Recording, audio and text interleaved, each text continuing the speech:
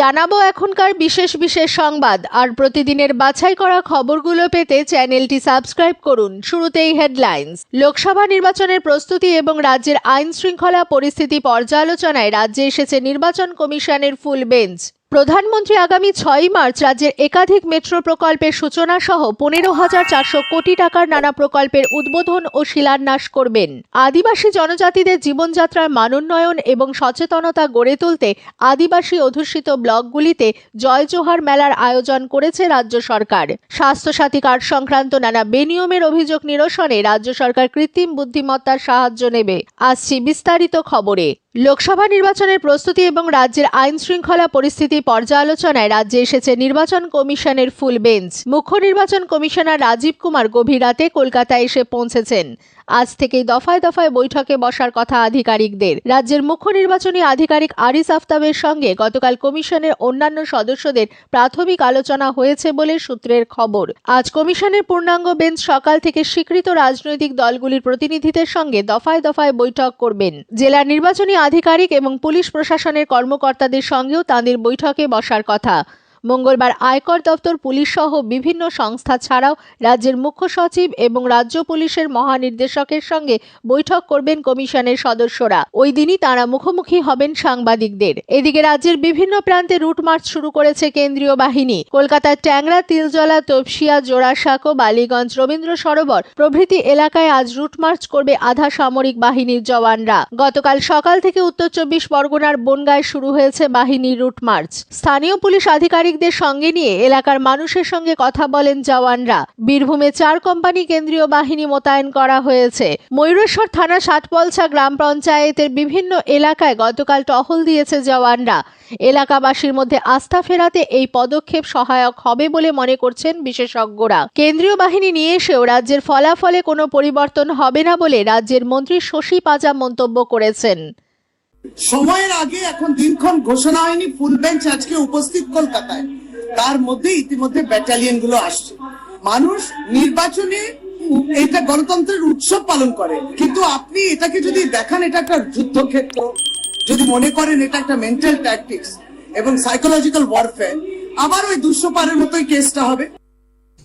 প্রধানমন্ত্রী নরেন্দ্র মোদী আগামী 6 মার্চ ফের রাজ্য সফরে আসছেন। ওই দিন সকাল 10:15 নাগাদ তিনি কলকাতায় 15,400 কোটি টাকার একাধিক যোগাযোগ প্রকল্পের উদ্বোধন ও শিলান্যাস করবেন। শহরাঞ্চলে যাতায়াতের সুবিধা বাড়ানোর লক্ষ্যে প্রধানমন্ত্রী কলকাতার মেট্রোর হাওড়া ময়দান এসপ্ল্যানেড, কবি সুভাষ হেমন্ত মুখোপাধ্যায় জোকা এসপ্ল্যানেড লাইনের তারাতলা মাঝেরহাট মেট্রো শাখার উদ্বোধন করবেন। এই বিভাগগুলিতে ট্রেন চলাচলেরও সূচনা করবেন শ্রী মোদী। কলকাতা মেট্রোর হাওড়া ময়দান এসপ্ল্যানেড মেট্রো অংশটি নদীর তলা দিয়ে যাওয়া প্রথম পরিবহন সুড়ঙ্গ। হাওড়া মেট্রো স্টেশন ভারতের গভীরতম মেট্রো স্টেশনও। এছাড়াও মাঝেরহাট মেট্রো স্টেশন এমন একটি উন্নত মেট্রো স্টেশন যা রেলপথ, প্ল্যাটফর্ম এবং খালের ওপর নির্মিত হয়েছে। মেট্রো রেলের মুখ্য জনসংযোগ আধিকারিক কৌশিক মিত্র একে কলকাতাবাসীর জন্য প্রধানমন্ত্রী নরেন্দ্র মোদীর উপহার বলে উল্লেখ করেছেন। প্রধানমন্ত্রী আগামী 9 মার্চ সরকারি কর্মসূচিতে শিলিগুড়ি যেতে পারেন বলে জানা গেছে। বিজেপির রাজ্য সভাপতি সুকান্ত মজুমদার বলেন, ওই দিন বেশ কিছু সরকারি প্রকল্পের উদ্বোধন এবং শিলান্যাস ছাড়াও শিলিগুড়িতে একটি জনসভাও করবেন তিনি। শ্রী মোদী মঙ্গলবার 5ই মার্চ কলকাতায় চলে আসছেন বলে সুকান্ত বাবু জানিয়েছেন। রাত্রিবাস করবেন রাজভবনে। এদিকে বারাসাতের কাছারি ময়দানে 6 মার্চ প্রধানমন্ত্রী জনসভা উপলক্ষে প্রস্তুতি শুরু করেছে বিজেপির বারাসাত সাংগঠনিক জেলা নেতৃত্ব।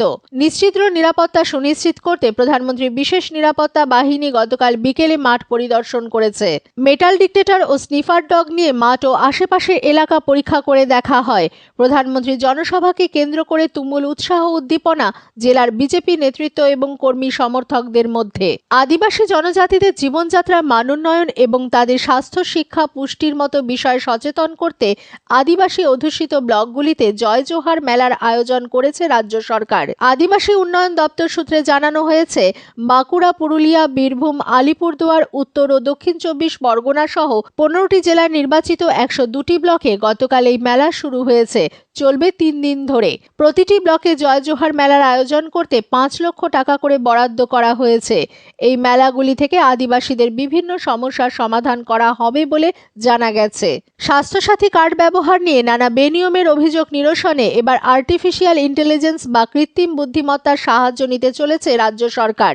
এর ফলে কোনো হাসপাতাল বা স্বাস্থ্যকেন্দ্র রোগীর ভুয়ো রিপোর্ট ও জাল কাগজপত্র তৈরি করলে তা তৎক্ষণাৎ হাতে নাতে ধরা পড়বে। জানা গেছে, স্বাস্থ্যসাথীর প্রকল্পের একাধিক অভিযোগ খতিয়ে দেখে পাওয়া গেছে যে কোনো ক্ষেত্রে রোগী সামান্য অসুস্থতা নিয়ে বেসরকারি হাসপাতালে চিকিৎসা করালেও স্বাস্থ্যসাথী কার্ডে একাধিক রোগে চিকিৎসা দেখিয়ে কয়েক লক্ষ টাকা বিল করা হয়েছে।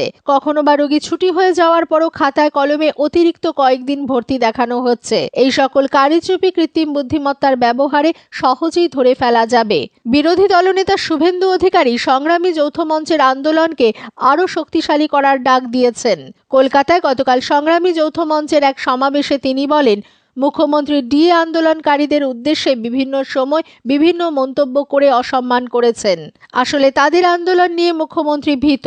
বিরোধী দলনেতা জানান, কেন্দ্রীয় সরকার বছরে 2 বার মহার্ঘ ভাতা বৃদ্ধি করে। অন্যদিকে তৃণমূল কংগ্রেস সরকার রাজ্যের অর্থনীতিকে পুরোপুরি ধ্বংস করে দিয়েছে। গত 13 বছরে কোনো স্থায়ী নিয়োগ হয়নি। পাশাপাশি ক্যাজুয়াল ও চুক্তিভিত্তিক কর্মচারীদেরও বঞ্চিত রাখা হচ্ছে। এই আন্দোলনকে চালিয়ে যাওয়ার জন্য তিনি সবাইকে আবেদন জানান। কলকাতা হাইকোর্টের বিচারপতি অভিজিৎ গঙ্গোপাধ্যায় অবসর গ্রহণের 6 মাস আগেই নিজের পদ থেকে ইস্তফার কথা ঘোষণা করেছেন। গতকাল সাংবাদিকদের সঙ্গে কথাবার্তায় বিচারপতি গঙ্গোপাধ্যায় বলেন, মঙ্গলবার রাষ্ট্রপতি এবং দেশের প্রধান বিচারপতির কাছে নিজের ইস্তফাপত্র পাঠিয়ে দেবেন তিনি। আরও বৃহত্তর স্বার্থে মানুষের জন্য কাজ করতে চান বলেও বিচারপতি গঙ্গোপাধ্যায় জানান। আমি বিচারপতির পদ থেকে মঙ্গলবার পদত্যাগ করব। আগামীকাল বিচারপতি হিসেবে আমার শেষ দিন। সেদিন আমি কোনো বিচারের কাজ করব না, শুধু কতকগুলো মামলা পার্ট হার্ড হয়ে আছে যেগুলো আমাকে রিলিজ করতে হবে আমার লিস্ট থেকে, কোনো অ্যাডজুডিকেশন নয়। তো কালকেও কোনো অ্যাডজুডিকেশন করব না, শুধু মামলাগুলো আমার লিস্টের বাইরে করে দেবো। পরশুদিন আমাদের হাইকোর্টের চিফ জাস্টিসকে মৌখিকভাবে জানাবো এবং পরশুদিন আমি ভারতের রাষ্ট্রপতিকে চিঠি লিখে জানিয়ে দেবো এবং সেই মুহূর্ত থেকে যে মুহূর্তে আমি চিঠিটা পোস্ট করব সেই মুহূর্ত থেকে আমার রেজিগনেশন কার্যকর হবে। এটাই কনস্টিটিউশন এবং কনস্টিটিউশন লয়ের প্রভিশন। সন্দেশখালী ও ন্যাজাট এলাকায় 37টা জায়গা থেকে 144 ধারা প্রত্যাহার করেছে প্রশাসন। বাকি সন্দেশখালী ও ন্যাজাটের 12টা জায়গায় এখনো 144 ধারা জারি আছে। কলকাতা হাইকোর্টের নির্দেশ মতো 6 সদস্যের বিশেষ তথ্যানুসন্ধানী দল গতকাল ফের সন্দেশখালী যায়। দলের সদস্যরা 3টি গ্রাম পঞ্চায়েত এলাকায় ঘুরে অত্যাচারের শিকার মানুষজনের সঙ্গে কথা বলেন। লিপিবদ্ধ করা নানা তথ্য রাজ্যের মুখ্যমন্ত্রী, রাজ্যপাল, রাষ্ট্রপতির কাছে তারা পেশ করবেন বলে দলের সদস্য পাটনা হাইকোর্টের প্রাক্তন প্রধান বিচারপতি এল নরসিম্হা রেড্ডি বলেন। वेरी वेरी हॉरिफाइंग एंड ऐसा माहौल कभी ऐसे देश में हो नहीं सकता. One person is commanding the entire island and threatening. People are afraid of it. You may have seen the fear in their faces. The horrifying situation here, and in many cases the lands, small pieces or shops, they have been snatched away.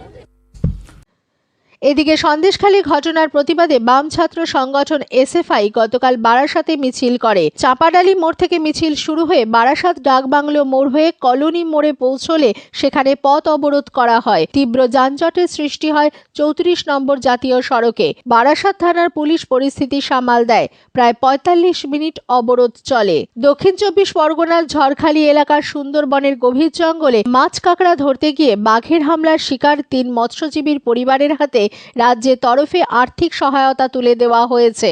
বাসন্তীর বিধায়ক শ্যামল মণ্ডল, রাজ্য তৃণমূলে উদ্বাস্তু সেলের সাধারণ সম্পাদক ভোলানাথ বিশ্বাস প্রমুখ গতকাল পরিবারগুলির সঙ্গে দেখা করে তাঁদের পাশে থাকার আশ্বাস দেন। আসছি আবহাওয়ার খবরে। বঙ্গোপসাগর থেকে প্রচুর জলীয় বাষ্প প্রবেশ করায় গাঙ্গেয় পশ্চিমবঙ্গের বিভিন্ন জেলায় আজ হালকা থেকে মাঝারি বৃষ্টির পূর্বাভাস দিয়েছে আবহাওয়া দপ্তর। হিমালয় সংলগ্ন জেলাগুলিতেও বৃষ্টির সম্ভাবনা রয়েছে। পাশাপাশি দক্ষিণবঙ্গের বেশ কয়েকটি জেলায় 30 থেকে 40 কিলোমিটার বেগে ঝোড়ো হাওয়া বয়ে যেতে পারে। কলকাতায় আজ সকালে সর্বনিম্ন তাপমাত্রা রেকর্ড করা হয়েছে 22.9 ডিগ্রি সেলসিয়াস, স্বাভাবিকের চেয়ে যা 2 ডিগ্রি বেশি। সর্বোচ্চ তাপমাত্রা 31 ডিগ্রির আশেপাশে থাকার সম্ভাবনা। আসছি খেলার খবরে। কোরিকোরের ইএমএ স্টেডিয়ামে আই লিগ ফুটবল ম্যাচে গতকাল মোহামেডান স্পোর্টিং ৩-২ গোলে গোকুলাম কেরালা এফসিকে পরাজিত করেছে। মোহামেডান স্পোর্টিং এর পক্ষে এডি Hernandez, Alexi Gomez, David লালহল Sanga এবং গোকুলাম কেরালার নৌফাল এবং এন কৃষ্ণ গোল করেছেন। মোহামেডান স্পোর্টিং ১৭ ম্যাচে ৩৮ পয়েন্ট নিয়ে লিগ তালিকার শীর্ষে রয়েছে। স্থানীয় সংবাদ শেষ হলো।